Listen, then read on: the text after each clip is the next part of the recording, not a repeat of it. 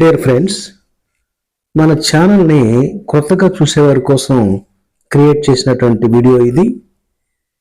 ఈ పార్ట్ 5 చూడటానికి ముందు టెన్స్ సరికొత్తగా సిరీస్లో 4 భాగాలు ఉన్నవి. వాటి లింకు డిస్క్రిప్షన్లో ఇస్తాను. వాటిని ఖచ్చితంగా చూడండి.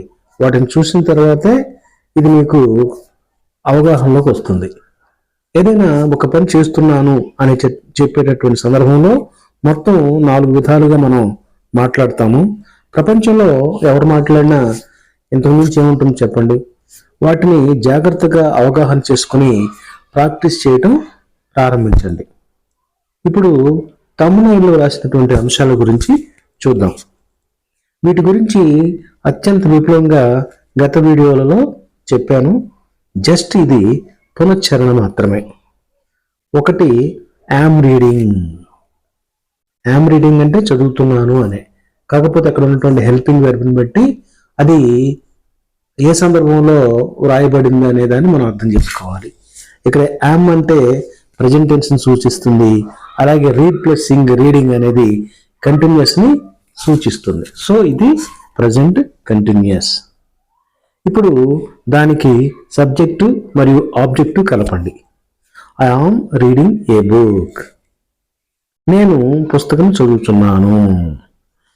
ఇక్కడ ఏ అంటే అర్థం ఒక, కానీ నేను ఒక పుస్తకం చదువుతున్నాను అని తెలుగులో మనకి అనేటటువంటి అలవాటు లేదు.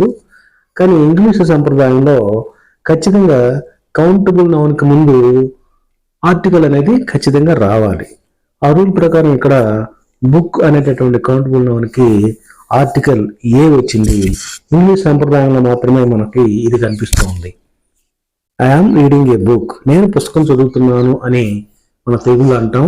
ఇంగ్లీష్లో మాత్రం దాని అర్థం నేను ఒక పుస్తకం చదువుతున్నాను అని మాత్రమే. సో రెండోది చూద్దాం, వాజ్ రీడింగ్. ఇది కూడా చదువుతున్నాను అనే, కాకపోతే వాజ్ అంటే పాస్ట్ టెన్స్ ని తెలియజేస్తుంది. అలాగే రీడింగ్ అనేది కంటిన్యూస్ ని తెలియజేస్తుంది. సో ఇది పాస్ట్ కంటిన్యూస్, గతంలో జరుగుతున్నటువంటి పని. ఇప్పుడు వాక్యంలో చెప్పండి. I was reading a book. నేను పుస్తకం చదువుతుంటిని. I was reading a book this time yesterday. నిన్న ఈ సమయానికి పుస్తకం చదువుతున్నాను. I was living Guntur this time last year. గత సంవత్సరం ఈ సమయానికి నేను గుంటూరులో నివసిస్తున్నాను.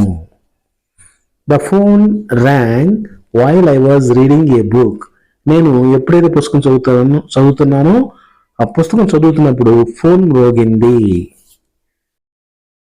అలాగే మూడవది చూసినట్టయితే హ్యావ్ బీన్ రీడింగ్. ఇది కూడా చదువుతున్నాను అనే. హ్యావ్ కానీ హ్యాజ్ కానీ వస్తే అది ప్రజెంట్ టెన్స్ని, బీన్ అనే దాన్ని పర్ఫెక్ట్ని, రీడింగ్ అనేది కంటిన్యూస్ని తెలియజేసి ఇది ప్రజెంట్ పర్ఫెక్ట్ కంటిన్యూస్ని తెలియజేస్తుంది. అంటే సాగుతూ ఉన్న పని. I have been reading a book. నేను పుస్తకం చదువుతూ ఉన్నాను.